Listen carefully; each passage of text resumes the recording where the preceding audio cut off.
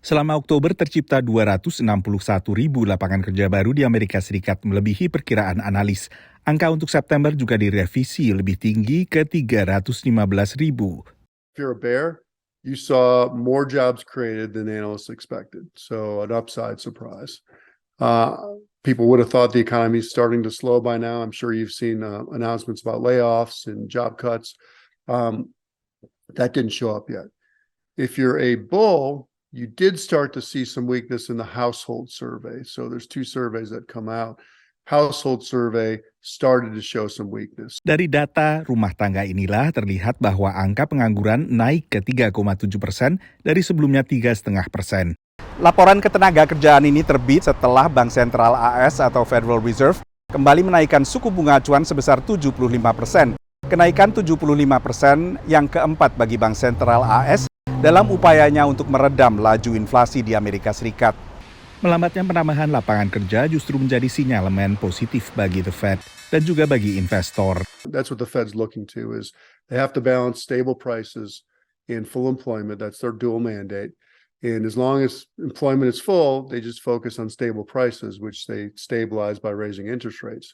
Once you start to see unemployment rising, the Fed has to pay attention to that second mandate of full employment, because constituents scream at their politicians scream at the Fed, and the Fed can't just be tin-eared and keep raising rates when the economy is starting to slow.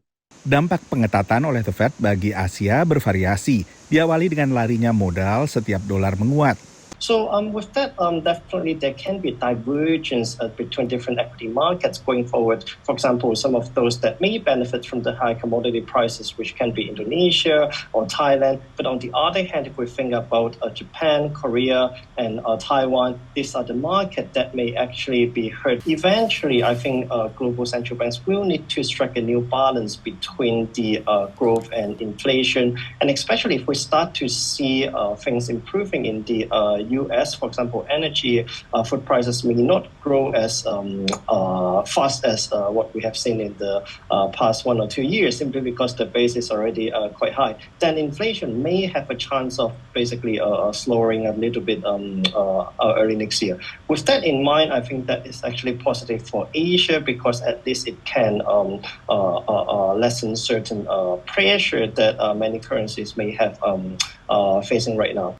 Bank Sentral Inggris akhirnya juga menaikkan suku bunga juga sebesar 75 basis poin. Sementara di tengah desakan melakukan hal yang sama, Bank Sentral Eropa masih menunggu data seputar inflasi selanjutnya.